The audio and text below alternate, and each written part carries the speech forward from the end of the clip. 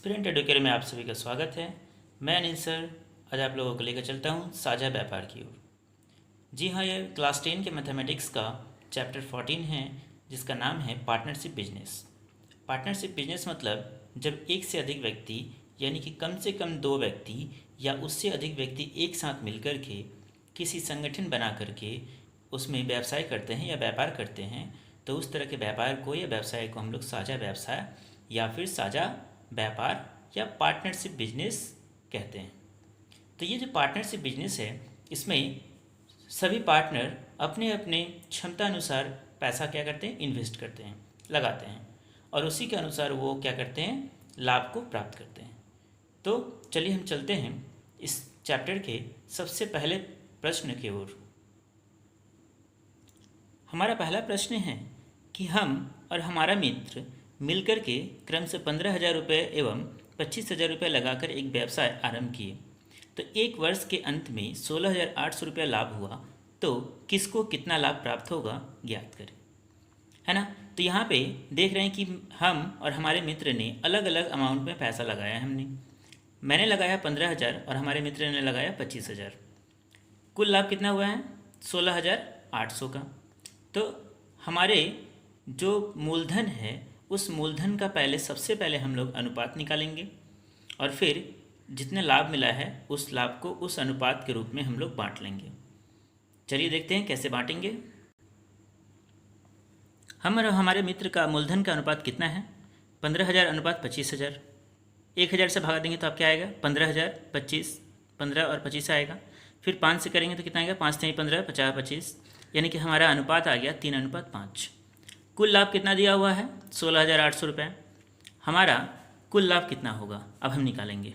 तो कुल लाभ है 16,800 और हमारा अनुपात है 3 और अनुपातिक योग नीचे में लिखेंगे। तो अनुपातिक योग क्या होगा, अनुपातों का योग, अर्थात 3 + 5। देखिए 3 + 5 और 3 मेरा अनुपात है, तो 3/8। तो 8 से काटिएगा तो क्या होगा, 8 दूना 16, 8 एकम 1, यानी कि 2100। 2100 गुने 3 करेंगे तो 21 तिहाई 63, यानी कि 6,300 रुपये। तो ये हमारा कुल लाभ होगा। अब हमारे मित्र का लाभ निकालेंगे। उसी तरह से 16,800 रुपया होगा। मित्र का अनुपात कितना है, 5, और अनुपातिक योग कितना है, 8, तो 8 आ जाएगा। 8 से काटिएगा फिर से 2100 आएगा। 2100 से 5 में गुना करेंगे कितना आएगा, 10,500 रुपया। तो ये हमारा 6,300 रुपया हमारा लाभ आ गया और हमारे मित्र का लाभ आ गया 10,500 रुपये, है ना। चलिए चलते हैं नेक्स्ट क्वेश्चन। 2 नंबर प्रश्न है, प्रियम, सुप्रिया, बुल्लू क्रमशः 15,000 रुपये, 10,000 रुपये और 25,000 रुपये लगाकर एक छोटी सी मोटी दुकान किए हैं, है ना। अब एक वर्ष के अंत में उन लोगों को 3,000 रुपये का नुकसान हो जाता है। ऊपर क्या था, लाभ हुआ था, यहाँ क्या हो रहा है, आपका नुकसान हो जा रहा है। तो इसमें घबराने की बात नहीं है, नुकसान हो या आपका लाभ हो, आपका प्रोसेस मेथड जो है सेम रहेगा, है ना। तो जिस तरह से हम लाभ निकाले थे उसी तरह से हम क्या निकालेंगे, नुकसान भी निकालेंगे। चलिए देखते हैं। सबसे पहले हम क्या करेंगे कि प्रियम, सुप्रिया और बुल्लू के मूलधन का अनुपात निकाल लेंगे। कितना है, 15,000, 10,000 और 25,000। 1,000 से भागा देंगे सबको, आएगा 15, 10, 25। फिर 5 से भागा देंगे, 5 3 15, 5 दूना 10, 50 25। तो हमारा अनुपात क्या आया, 3 2 5। अनुपातिक योग क्या होगा, 3 + 2 + 5, यानी कि 3 2 5 और 5 10। तो कुल नुकसान कितना हुआ था, कुल नुकसान हुआ है 3,000 रुपये का, है ना। अब नुकसान में प्रियम का हिस्सा कितना है, तो 3,000 गुने प्रियम का अनुपात था 3 और अनुपातिक योग आपका कितना होगा, 3 + 2 + 5, 3 2 5 5 10। तो 1 0 से 1 0 कट गया, 300 को 3 से गुना करेंगे तो 900 रुपये आएगा, यानी कि प्रियम को नुकसान में 900 रुपये देना पड़ेगा। सुप्रिया का कितना है, 3,000 गुने सुप्रिया का अनुपात था 2, अनुपातिक योग है 10, 0 से 0 कट गया, 3 दूना 6, यानी कि 600 रुपया। यानी कि सुप्रिया का नुकसान का हिस्सा कितना है, 600 रुपया। अब कौन है, अंत में है आपका बुल्लू। बुल्लू का कितना है, तो निकाल लीजिए उसी तरह से। 3,000 कुल नुकसान है, बुल्लू का अनुपात है 5 और अनुपातिक योग कितना है 10। 1 0 से 1 0 काटेंगे, 300 गुने 5, 3 5 15, यानी कि 1500।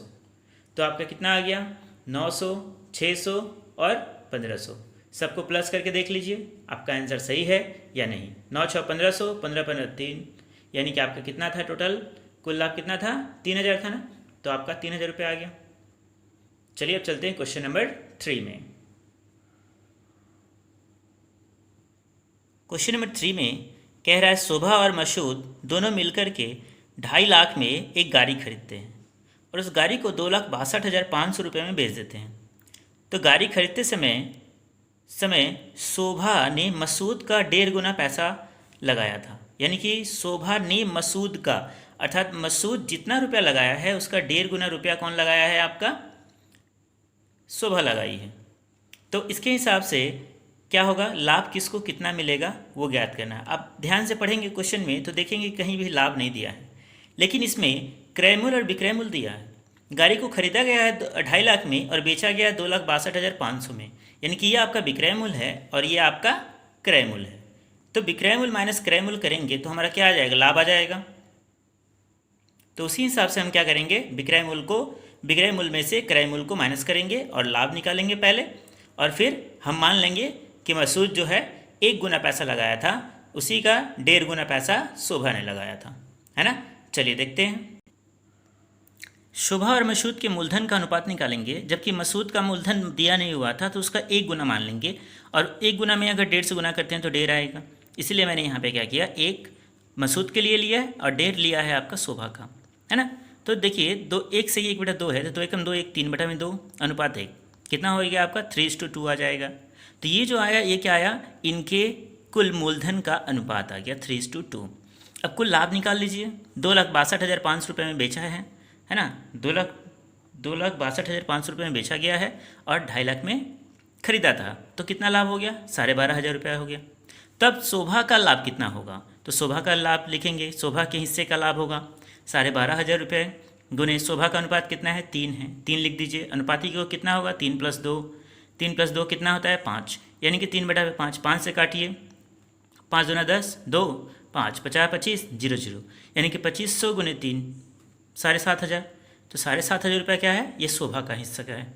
तथा मसूद के हिस्से का लाभ कितना होगा, सेम रहेगा, सिर्फ अनुपात चेंज हो जाएगा, यानी कि 12,500 गुने 2/3 + 2, यानी कि 12,500 गुने 2/5, यानी कि 5 से काटेंगे तो 2500 और 2 गुना करेंगे कितना होगा, 2500 गुने 2 5,000।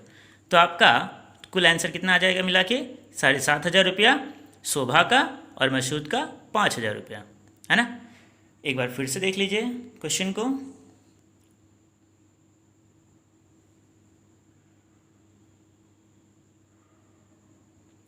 चलिए अब चलते हैं क्वेश्चन नंबर 4 में।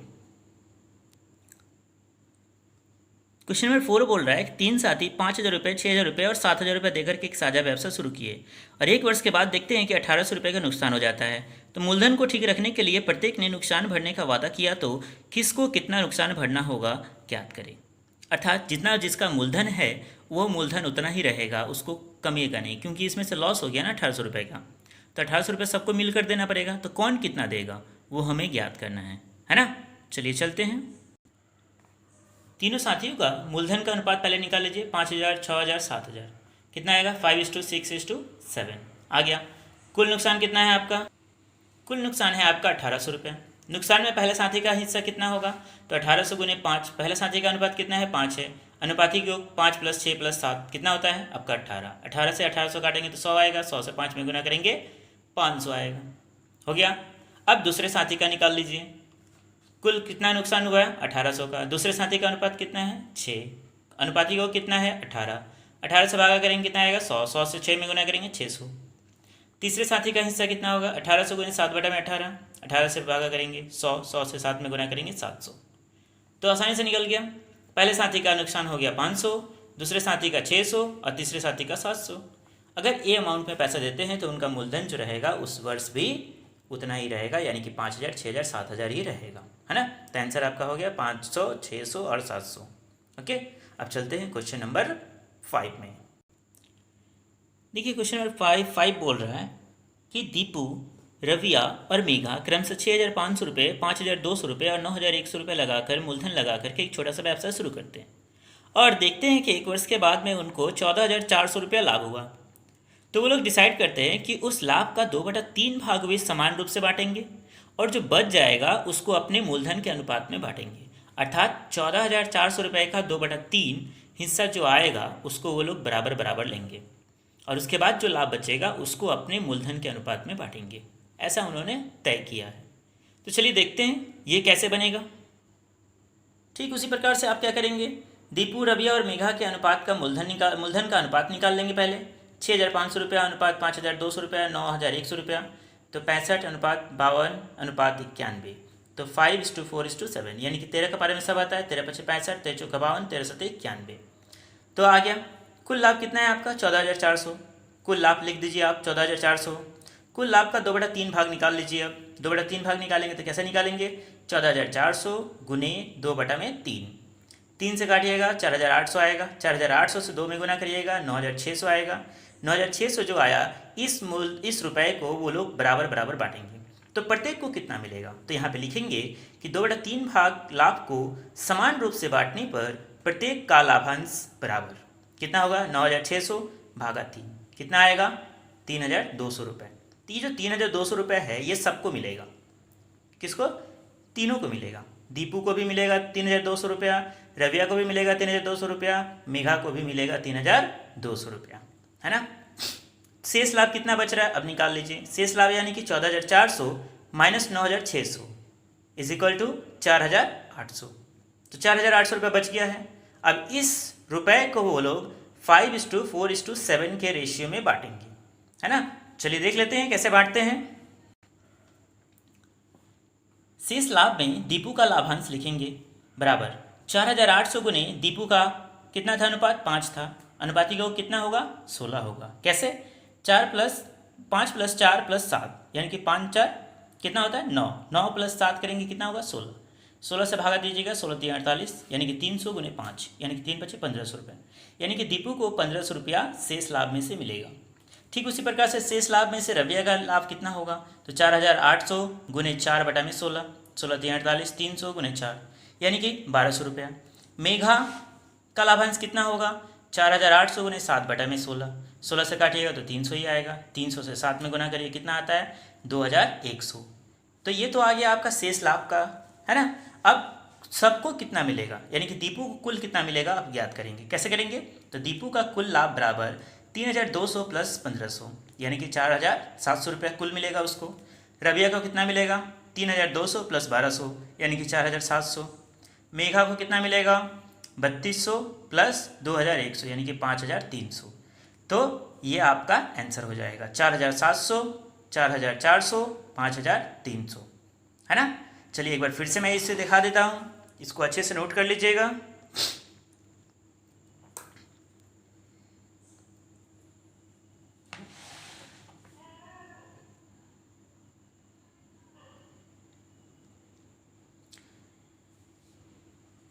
धन्यवाद, मिलते हैं नेक्स्ट वीडियो में।